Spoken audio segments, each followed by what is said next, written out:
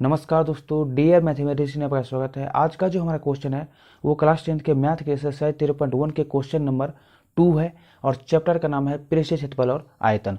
तो यहाँ देखिए इस क्वेश्चन में क्या दिया गया है। यहाँ देखिए क्वेश्चन में दिया गया है कि एक इंजीनियरिंग के विद्यार्थी रचेल से एक पतली एल्यूमिनियम की शीट का प्रयोग करते हुए एक मॉडल बनाने को कहा गया। यहाँ देखिए क्वेश्चन में बोला जा रहा है कि रचेल नाम का जो है एक इंजीनियरिंग का विद्यार्थी है, उससे जो है एक मॉडल बनाने को कहा गया। यहाँ देखिए क्या कहा गया, जो एक ऐसे बेलन के आकार का हो जिसके दोनों सिरों पर दो शंकु जुड़े हो। यहाँ देखिए जो मॉडल जो है रचेल को बोला गया था बनाने के लिए, वही मॉडल जो है यहाँ पर हम बना है बोर्ड पर। यहाँ देखिए यहाँ पर जो है एक बेलन है और इसके दोनों सिरों पर क्या है, दो शंकु है। इस मॉडल का व्यास जो है 3 सेंटीमीटर है। यहाँ देखिए हम लिखे हुए हैं कि इस मॉडल का जो व्यास है वो कितना है, तो 3 सेंटीमीटर है। शंकु का भी व्यास कितना है, तो 3 सेंटीमीटर। इस बेलन का भी व्यास कितना है, तो 3 सेंटीमीटर। और नीचे वाला शंकु का व्यास कितना है, तो 3 सेंटीमीटर। और इसकी लंबाई 12 सेंटीमीटर है। यहाँ देखिए हम लिखे हुए हैं कि इस पूरे मॉडल का लंबाई कितना है, तो 12 सेंटीमीटर है।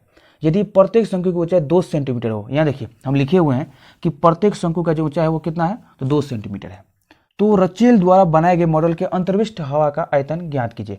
यहाँ पर जो है अंतर्विष्ट का मतलब क्या हुआ कि इस मॉडल के अंदर क्या है, तो हवा रखा हुआ है। अब यहाँ पर देखिए कि कुछ और लिखा हुआ है कि यह मान लीजिए कि मॉडल की आंतरिक और बाहरी बीमाएं लगभग बराबर है। बाहरी बीमा और आंतरिक बीमा कहने का मतलब ये हुआ कि आपको ये मान के चलना है कि इसका बाहरी जो त्रिज्या होगा ये और आंतरिक जो त्रिज्या होगा वो दोनों का जो है मान समान होगा। तो चलिए इसको अब हल करते हैं। यहाँ देखिए जो क्वेश्चन दिया गया इसको हम लिख लेते हैं। तो हल दिया गया है कि बेलनाकार भाग का व्यास बराबर कितना दिया गया है, तो 3 सेंटीमीटर। तब जो है इस बेलनाकार भाग का त्रिज्या क्या होगा, त्रिज्या बराबर तो 3/2 सेंटीमीटर, या फिर इसको लिख सकते हैं 1.5 सेंटीमीटर। अब देखिए इसके बाद जो है बेलनाकार भाग का ऊंचाई निकालते हैं। तो बेलनाकार भाग का ऊंचाई बराबर यहाँ देखिए टोटल ऊंचाई कितना है, तो 12 माइनस, यहाँ देखिए अगर हम टोटल ऊंचाई से जो है इसको हटा लेते हैं, ये 2 सेंटीमीटर हटा लेते हैं और नीचे वाला 2 सेंटीमीटर को हटा लेते हैं, तब जो है सिर्फ बेलन का ऊंचाई बच जाएगा। कितना, यहाँ देखिए 12 में से जो है 2 ऊपर से हटा दिए और 2 नीचे हटा दिए, तो कितना बचेगा, तो 8 सेंटीमीटर। तो यहाँ पे लिख देते हैं 12 माइनस 2 प्लस 2, तो यहाँ पर क्या होगा 12 माइनस 4 बराबर 8। अब चलिए बेलनाकार भाग का जो है आयतन निकालते हैं। तो अब बेलनाकार भाग का आयतन बराबर क्या होगा, बेलन का आयतन क्या होता है, तो पाई आर स्क्वायर एच। अब देखिए यहाँ पर जो है पाई का मान जो है 22/7 लेना है, गुने आर का मान जो है कितना निकाले हैं, तो 3/2, तो 3/2 का होल स्क्वायर, गुने ऊंचाई जो है अभी कितना निकाले हैं, तो 8। अब देखिए यहाँ पर 22/7 गुने 3 × 9/2 दूनी 4 गुने 8, 4 दूनी 8। अब देखिए यहाँ पर जो है 22 गुने 9 गुने 2 कितना होगा, तो 396/7 सेंटीमीटर क्यूब। अब देखिए यहाँ पर जो है बेलनाकार भाग का जो आयतन आ गया है कितना, तो 396/7 सेंटीमीटर क्यूब। अब इसके बाद जो है हम दोनों शंकु का जो है आयतन निकाल के और उसको जोड़ देंगे। तो इसके लिए जो है अगर हम एक का निकाल लेते हैं और फिर बाद में 2 से गुना कर देंगे तो दोनों का आयतन आ जाएगा, क्योंकि दोनों का जो डाटा है वो सेम है। तो यहाँ देखिए पुनः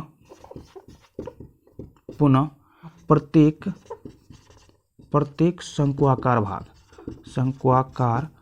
भाग का व्यास बराबर कितना दिया गया है, तो 3 सेंटीमीटर। तब जो है प्रत्येक शंक्वाकार भाग का त्रिज्या और क्या होगा, तो 3/2 सेंटीमीटर। और इसके साथ साथ जो है प्रत्येक शंक्वाकार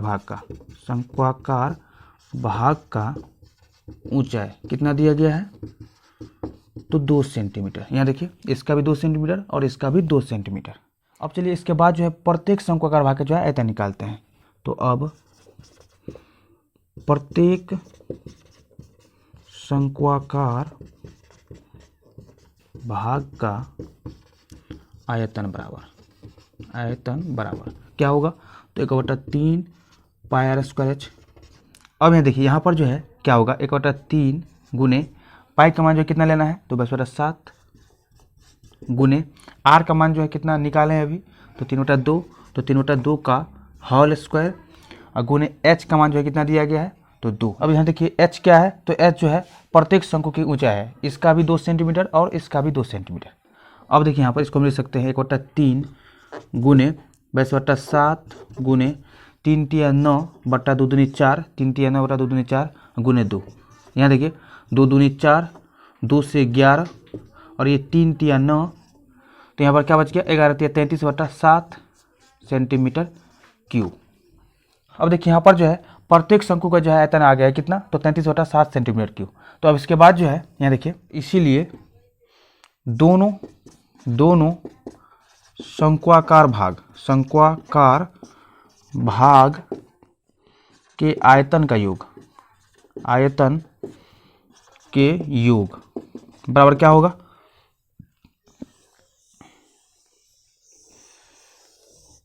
अब देखिए यहाँ पर जो है प्रत्येक शंक्वाकार भाग का आयतन कितना आ गया, तो 33/7 सेंटीमीटर क्यूब। और यहाँ पर जो है दोनों का डाटा सेम होने के कारण जो है जब इन दोनों को जोड़ेंगे तो हम 2 गुने क्या कर देंगे, हम 2 गुने 33/7 यहाँ देखिए, तो क्या होगा 66/7 सेंटीमीटर क्यूब।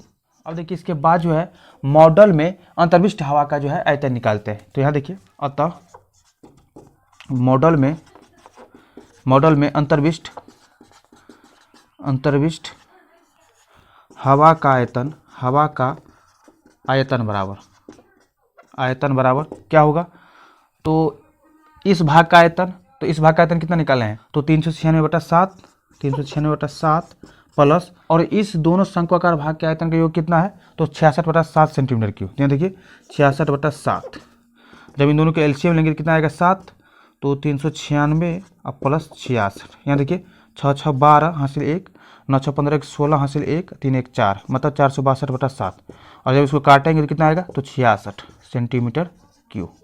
तो ये जो है किसका आयतन आ गया, तो इस पूरे मॉडल के अंदर में जो हवा अंतर्विष्ट है उसका आयतन। तो हम उम्मीद करते हैं कि आपको जो है इस क्वेश्चन का सॉल्यूशन बहुत ही अच्छा समझ में आया होगा। तो अभी के लिए इतना ही। इस वीडियो को ज़्यादा से ज़्यादा शेयर कीजिए और अभी तक इस चैनल को सब्सक्राइब नहीं किया तो सब्सक्राइब कर लीजिए। धन्यवाद।